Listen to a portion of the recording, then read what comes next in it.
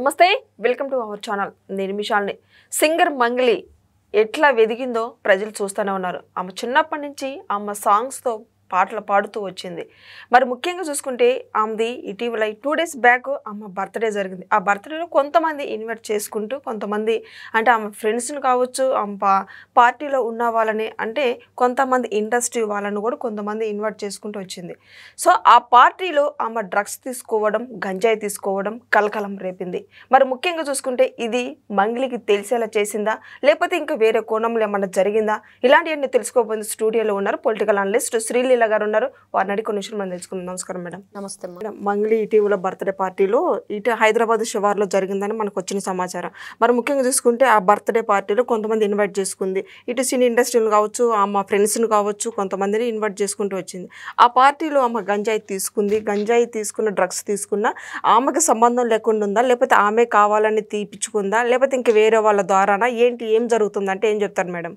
మంగ్లీ ఈవిడ ఆల్బమ్స్ కానివ్వండి లేకపోతే పాటల సాంగ్స్ రకరకాలుగా అక్కడున్న వాతావరణాన్ని బట్టి వాటికి సంబంధించి బాగా పాడతారని చెప్పి పేరుంది కానీ మనం ఎదిగే కొద్దీ వదిగి ఉండాలి అనే విచక్షణ మర్చిపోయి చాలామంది అంటే మనం ఏం మెసేజ్ ఇస్తున్నాం సమాజానికి ఇప్పుడు ఏ విషయంలోనైనా సరే వాళ్ళు ఒక ఉన్నత స్థానంలో ఉన్నప్పుడు అన్నిటికీ మెసెంజర్లానే ఉండిపోతారు ఎందుకంటే నార్మల్ పీపుల్ తెలియని వాళ్ళకైతే వాళ్ళకి తెలియదు కాబట్టి ఏదో తప్పు చేశారు దాన్ని క్రాస్ చేశారని మనం అనుకుంటాం కానీ ఒక హోదాకు వచ్చిన తర్వాత ఒక విఐపి లెవెల్కి వచ్చిన తర్వాత మనలో ఇంకా రెస్పాన్సిబిలిటీ అక్కడున్న సొసైటీ పట్ల పెరగాలి 10 మందికి మనం మంచి చెప్పే విధంగా వాళ్ళకు ఒక టీచర్ లాగా వీళ్ళు ఉండాలి మరి అలాంటిది మర్చిపోయి వీళ్ళు వ్యవహరిస్తున్న శైలి ఏదైతే ఉందో అదంతా చూస్తూ ఉంటే ఈ రోజున మంగ్లీ విషయం మరి ఆవిడ బర్త్డే పార్టీలో ఫ్రెండ్స్ని ఇన్వైట్ చేశారు దాదాపుగా 50 మందిని ఇన్వైట్ చేశారు అదేవిధంగా అక్కడ విదేశీ మద్యం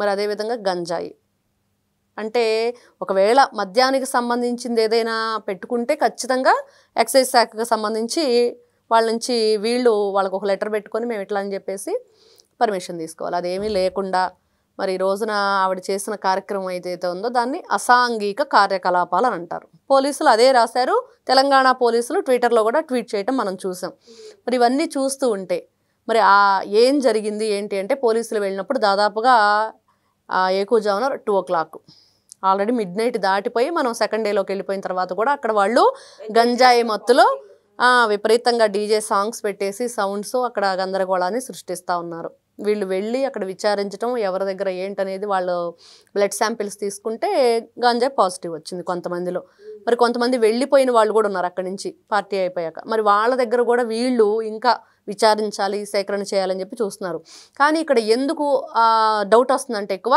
ఆవిడకి అతి అత్యంత సన్నిహితుడైన వ్యక్తి దగ్గర కూడా గంజా పాజిటివ్ వచ్చింది కాబట్టి ఖచ్చితంగా ఆవిడకి తెలియకుండా అయితే జరగదు ఇవన్నీ కూడా మరి వెంటనే వాళ్ళు కేసు ఫైల్ చేయటం దీనికి సంబంధించి వాళ్ళ ఏదైతే పేజ్లో ట్వీట్ చేయటం ఇవన్నీ జరిగాయి ఇక్కడ వీళ్ళు ఎదిగే కొద్దీ ఒదిగి ఉండాలనే విషయం మర్చిపోయి ఇట్లాంటి వ్యక్తుల్ని జగన్మోహన్ రెడ్డి అండ్ బ్యాచ్ చెప్పాలంటే మరి ఈవిడ ఆ పార్టీతో సత్సంబంధాలు కొనసాగించడమే కాకుండా దానికి సంబంధించిన ర్యాలీలు మరి గతంలో కూడా చాలా కేసులు నమోదయ్యి ఉన్నాయని చెప్తున్నారు చాలా కేసులు ఉన్నాయి అదేవిధంగా పార్టీకి ఈవిడ చాలా కార్యక్రమాల్లో పాల్గొన్నారు దానికోసం పాటలు పాడారు మరి ఆ భక్తి ఎవరి భక్తి అది పార్టీ భక్తే ఏంటని చూసుకుంటే ఎస్వీబీసీ ఛానల్ అడ్వైజర్ అసలు ఎస్వీబీసీ శ్రీ వెంకటేశ్వర భక్తి ఛానల్ మరి ఆ ఛానల్కి ఈవిడ అడ్వైజర్ ఏం చెప్తుంది గంజాయి ఇట్లాంటివన్నీ కూడా చేసేవాళ్ళు ఏం అడ్వైస్ చేస్తారు భక్తిభావం ఉండాలి భగవంతుని పట్ల ప్రేమ ఉండాలి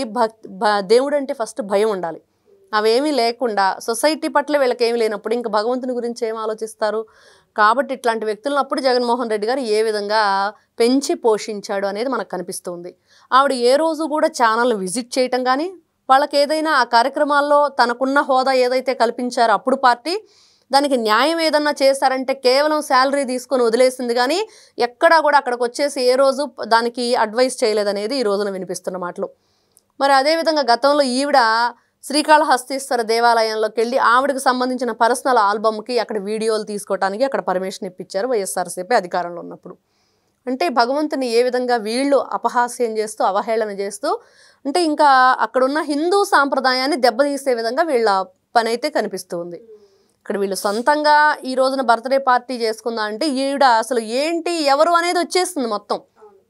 మరి రకరకాల కేసులు ఇట్లా వేరే వాళ్ళవి కాపీరైట్స్ మీద కూడా కేసులు ఉన్నాయి. ఆల్బమ్లో ఉన్న ఏదైతే పాటలు ఉంటాయో దానికి సంబంధించి కాపీరైట్స్ కూడా ఈవిడ బ్రేక్ చేస్తుంది అనేది కనిపిస్తుంది.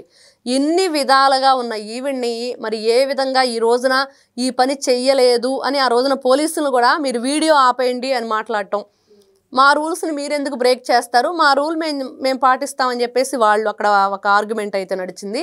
ఇన్ని విధాలుగా చూస్తూ ఉంటే వీళ్ళు ఏ విధంగా మనం ఎదిగాము అన్న స్థానాన్ని మర్చిపోయి మనం ఏ స్థాయిలో నుండి వచ్చామని ఇలాంటి కార్యక్రమాలు చేయటం నిజంగా సొసైటీకి ఏం మెసేజ్ ఇస్తున్నారు, సొసైటీ పట్ల మీకున్న గౌరవం ఏంటి అనేది ప్రతి ఒక్కరూ క్వశ్చన్ చేస్తున్నారు. ఆల్రెడీ మన తెనాలిలో జరిగిన గంజాయి బ్యాచ్కి జగన్మోహన్ రెడ్డి పరామర్శించాడు. మరి అదే విధంగా ఇప్పుడు మంగ్లీని కూడా పరామర్శిస్తాడా లేదంటే ఏం చెప్తారు మేడం? ఖచ్చితంగా పరామర్శిస్తాడు. ఎందుకంటే ఆయన గంజాయి బ్యాచ్ని పెంచి పోషిస్తున్నాడు. అందులో ఆయన అధికారంలో ఉన్నప్పుడు ఈవిడ ఏ విధంగా సహాయ సహకారాల పార్టీకి అందించింది. మరి ఈ రోజున మంగ్లీ ఇంట్లో కూడా ఒకసారి పోలీసులు సోదా చేయాలని చెప్పేసి ప్రజల నుంచి వస్తున్న వాయిస్. ఎందుకంటే వాళ్ళ కుటుంబ సభ్యులు, ఆవిడ, వాళ్ళ ఫ్రెండ్స్ అక్కడ ఎవరెవరు దొరికారో వాళ్ళ ఇళ్లల్లో కూడా సోదాలు చెయ్యండి. జగన్మోహన్ రెడ్డి మరియు ఆయనకు సంబంధించిన వాళ్ళందరికీ కూడా గంజాయి పంచి పెడుతున్నాడా? నేను చూస్తే పొగాకు రేటు చెప్పమంటే గంజాయి రేటు చెప్తున్నాడు. కేజీ 6,000 అని జగన్మోహన్ రెడ్డి. పొదిరి పొగాకు పర్యటన వాళ్ళ వాళ్ళని పరామర్శించడానికి వెళ్ళి అసలు రైతులు పిలవకుండా అదేదో పిలవని పేరంటానికి వెళ్ళినట్లుంది జగన్మోహన్ రెడ్డి. ఆ కార్యక్రమమే అసలు అర్థం లేని కార్యక్రమం. అక్కడికి వెళ్ళేసి కేజీ 36,000 రూపాయలు అంటున్నాడు. కాసేపు అందరికీ షాక్ అనమాట. ఇదేంటి పొగాకు గురించి మాట్లాడకుండా గంజాయి గురించి పక్కన వాళ్ళ బాబాయ్ మొత్తుకుంటున్నాడు సుబ్బారెడ్డి. కేజీ కాదు క్వింటా అని. అసలు అబ్బాయి మనం వినే పరిస్థితిలో లేడు జగన్మోహన్ రెడ్డి. 36,000 కేజీ, 36,000 మనం రోడ్లమ్మట కూరగాయలు అమ్ముకునే వాళ్ళు అరిచినట్టు అరుస్తున్నాడు. ఇదేంట్రా బాబు 36,000 కేజీ ఏంటి అంటే అది గంజాయి రేటు చెప్తున్నట్లున్నాడు మర్చిపోయి. ఎందుకంటే గంజాయి బ్యాచ్ని పరామర్శించే వ్యక్తి కదా అని చెప్పేసి మనం కామెంట్స్ అక్కడ చూసుకుని నిన్న అంత ఉద్రిక్త వాతావరణం. అంటే పొదిలిలో పోలీసుల మీద ఒక కానిస్టేబుల్ మీద రాళ్ళు ఇసిరేయడం, చెప్పులు ఇసిరేయడం మొత్తం చూస్తానే ఉన్నాం. నిజంగా ఇక్కడ ఇంకొక విషయం ఏంటంటే జగన్మోహన్ రెడ్డి కాన్వాయ్లోనే కర్రలు, రాళ్ళు, చెప్పులు వీళ్ళే సరఫరా చేశారు అక్కడ వాళ్ళకి. నిన్న అదే కనిపించింది అంతా. అక్కడ అందరూ కూడా అక్కడ నిన్నటికి అక్కడ ఉన్నవాళ్ళు, అక్కడ దగ్గరలో ఉన్న వాళ్ళంతా కూడా చూసింది ఏంటంటే జగన్మోహన్ రెడ్డి కాన్వాయ్లోనే అవన్నీ తీసుకొచ్చారనే మాటలు వినిపిస్తున్నాయి. అంటే వీళ్ళు ఏం చేద్దాం అనుకుంటున్నారు? ఇట్లాంటి సభలు పెట్టి పోలీసులను టార్గెట్ చేయటం ఏంటి? వాళ్ళు శాంతి భద్రతలను కాపాడటానికి నీకు సెక్యూరిటీ ఇవ్వడానికి వస్తే వాళ్ళ మీదే లిటరల్లీ ఆ వీడియోలో కనిపిస్తుంది. ఆ జనాలు ఏదైతే అంత క్రౌడ్ ఉందో దాంట్లోంచి ఒక అతను రాయి తీసుకొని పోలీసుల మీదకి విసిరాడు. అతను తల పగిలింది. ఆడవాళ్ళు నిరసన చేశారు, మహిళలు అసభ్యకరంగా పదజాలాలు యూజ్ చేశారు కాబట్టి మీ ఛానల్లో మరి గో బ్యాక్ జగన్ అని చెప్పారు. దానికి భయభ్రాంతుడు గురైపోయాడు జగన్మోహన్ రెడ్డి, అందుకని దాడులు చేశారని అంబటి రాంబాబు చెప్తున్నాడు. ఏ విధంగా చూడాలి గంజాయి బ్యాచ్ని పరామర్శించే జగన్మోహన్ రెడ్డి లాంటి వాళ్ళంటే? మరి ఆయనతో ఉండే వ్యక్తులు, ఆయన కోసం పనిచేసిన వాళ్ళు, ఇటువైపు మంగ్లీ మీరంటున్నట్లుగా నిజంగా గంజాయి బ్యాచ్ని పరామర్శించే వ్యక్తే కాబట్టి ఆవిడ కోసం ఒక ట్వీటో లేకపోతే నిజంగా పలకరింపో ఖచ్చితంగా చేస్తాడు. మరి అలా చేయకపోతే మాత్రం మంగ్లీకి అన్యాయం చేసినట్లే జగన్మోహన్ రెడ్డి అని ఈ రోజున అనుకుంటున్నారు ప్రజలు. మంగ్లీ మరి అరెస్ట్ అవుతుందంటే కాదంటారు ఏం చెప్తారు? ఖచ్చితంగా ఇప్పుడు పోలీసులు ఏదైతే కేసు అయితే ఫైల్ చేశారు దానికి సంబంధించి విచారించాలి. ఆ విచారణలో ఏమి నిజాలు తేలుతాయి, ఎవరు దీనికి ఇంకా ఎవరన్నా విచారించవలసిన వాళ్ళు ఉంటే వాళ్ళని విచారించాలి. అదేవిధంగా వీళ్ళ ఇళ్లలో సోదాలు చేయాలి. ఖచ్చితంగా వీళ్ళు విచారణలో ఒప్పుకోవాలి. ఎవరు తెచ్చారు, ఎవరు సప్లై చేశారు, ఎవరి ద్వారా ఇక్కడికి చేరింది, ఎంతమంది తీసుకున్నారని తెలిస్తే అసాంఘిక కార్యకలాపం కాబట్టి ఖచ్చితంగా వీళ్ళకైతే మరి కోర్టులో హాజరుపరుస్తారు. Thank you. నమస్తే.